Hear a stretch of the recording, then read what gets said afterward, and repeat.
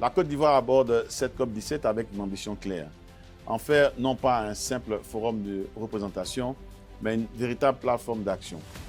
Nous voulons réaffirmer notre engagement dans la lutte contre la désertification et la sécheresse, faire progresser la neutralité en matière de dégradation des terres et mettre en valeur nos politiques de restauration des écosystèmes.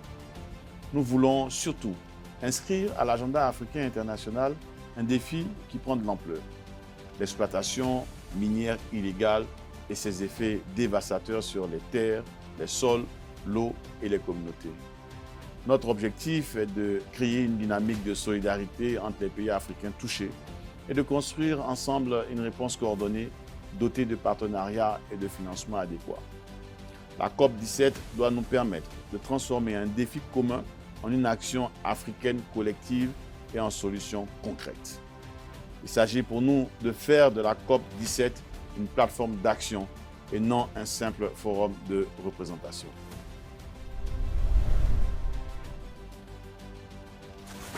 Le diagnostic appelle à une mobilisation urgente. Les données nationales de référence indiquent qu'entre 2000 et 2010, environ 3 547 093 hectares, soit à peu près 11% du territoire national, ont été touchés par la dégradation des terres. Environ 1 607 454 hectares ont enregistré une baisse de leur productivité nette. Cette dégradation se manifeste par la baisse de la fertilité et de la productivité des sols, la perte du couvert végétal, l'érosion, la perturbation des systèmes hydrologiques, la perte de biodiversité et la diminution de la capacité des écosystèmes à stocker le carbone. Entre 2000 et 2013, le couvert forestier aurait par ailleurs reculé de 1,36 million d'hectares. Derrière ces chiffres, il y a une réalité simple. Lorsque les terres se dégradent, notre agriculture, notre sécurité alimentaire, nos ressources en eau et les revenus des populations rurales sont directement menacés. Il faut retenir ici que lorsque les terres se dégradent, c'est notre productivité collective qui s'érode.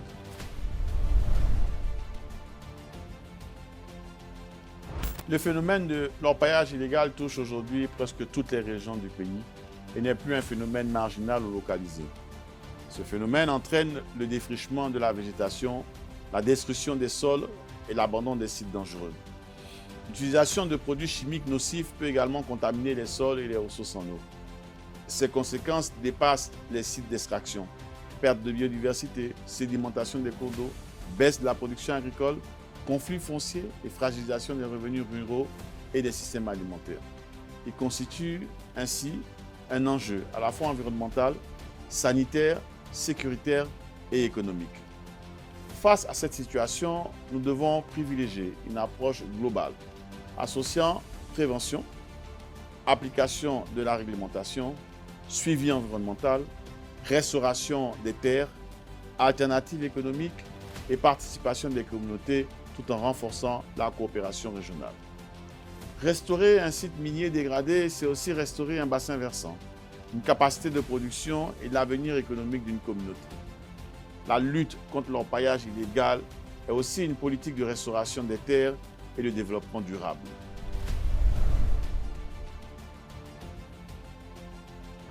Notre position est claire. Nous devons combattre fermement l'exploitation minière illégale et destructrice, tout en favorisant une exploitation artisanale responsable et respectueuse de l'environnement. Pour la Côte d'Ivoire, qui tire une grande partie de sa prospérité de l'agriculture et de ses ressources naturelles, la préservation des terres est une condition essentielle de notre développement économique et de notre sécurité alimentaire. Cela passe par la formalisation progressive des activités minières artisanales, le renforcement du contrôle environnemental, l'adoption de technologies moins polluantes, la réhabilitation des sites dégradés et la promotion de pratiques agricoles durables. Il faut également développer des alternatives économiques et renforcer les capacités des communautés afin de réduire la pression sur les ressources naturelles. Il ne s'agit donc pas d'opposer activité économique et protection de l'environnement, mais de faire en sorte que l'exploitation de nos ressources ne sacrifie ni les terres, ni l'eau, ni la biodiversité, ni la santé et l'avenir de nos populations. Protéger les terres, c'est protéger notre puissance agricole, nos moyens de subsistance et l'avenir économique de la Côte d'Ivoire.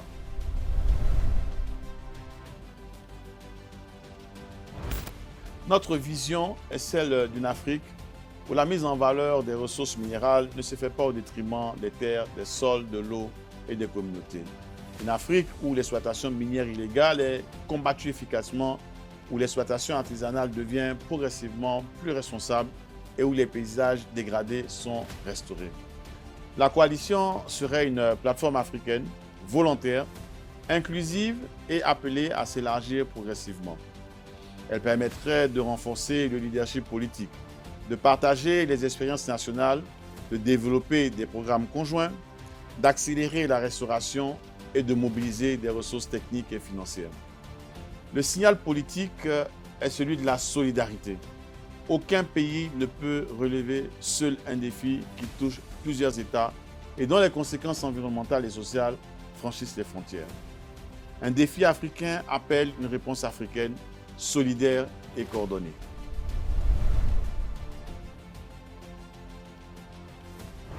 La Côte d'Ivoire ne cherche pas à imposer une initiative nationale aux autres pays.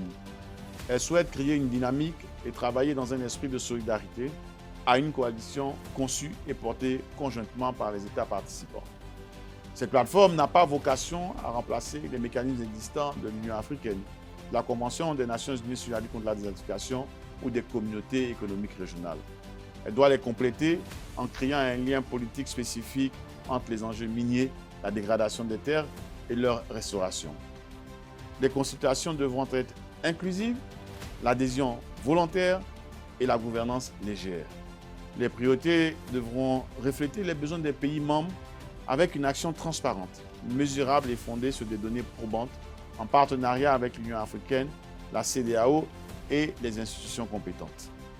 La Côte d'Ivoire veut créer une dynamique collective et non revendiquer la propriété exclusive de l'initiative.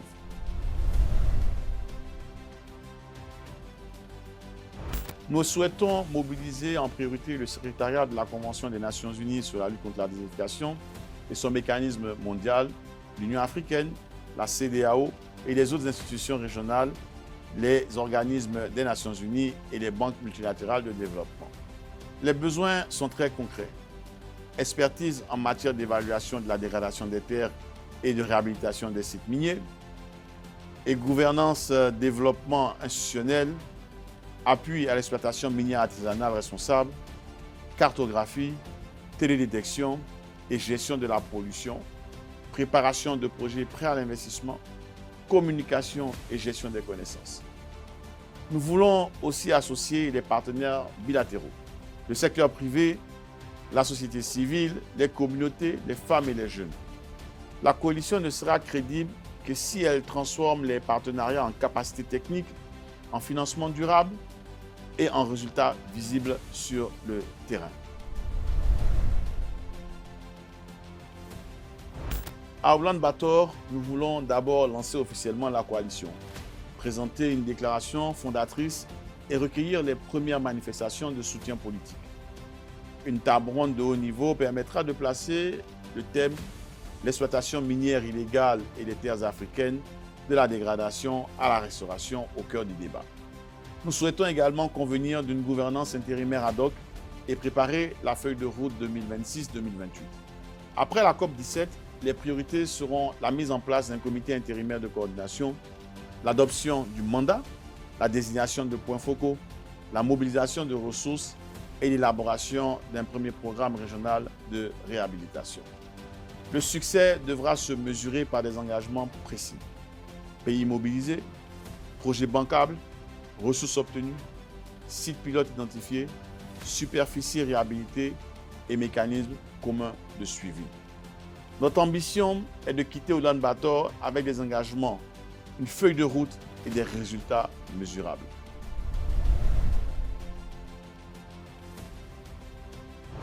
La COP 15 d'Abidjan a placé la restauration des terres au centre de l'agenda international et a consolidé l'engagement de la Côte d'Ivoire en faveur de la neutralité en matière de dégradation des terres.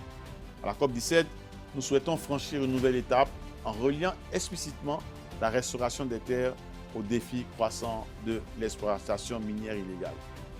Notre valeur ajoutée sera de porter une initiative africaine concrète, fondée sur la solidarité, la coopération sud-sud et la mobilisation de financement.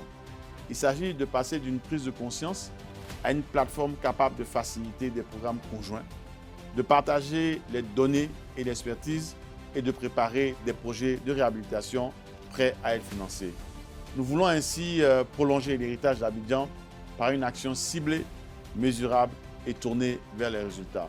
À Abidjan, nous avons élevé l'ambition. À Oulan-Bator, nous voulons accélérer l'action.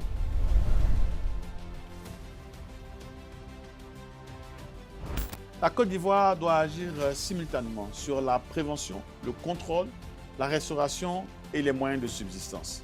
Cela passe par une meilleure coordination entre les administrations, le renforcement du suivi environnemental, la cartographie des zones dégradées et la réhabilitation des sites abandonnés à travers la restauration des sols, la revégétalisation et la lutte contre l'érosion.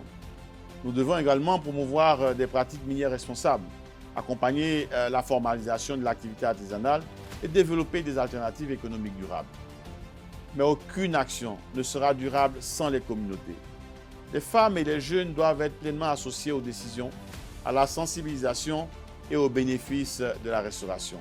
J'appelle donc les dirigeants africains, les partenaires techniques et financiers, le secteur privé et les citoyens à unir leurs efforts pour passer de la prise de conscience à des actions concrètes et mesurables. L'Afrique doit tirer parti de ses richesses minérales sans sacrifier les terres dont dépendent ses populations.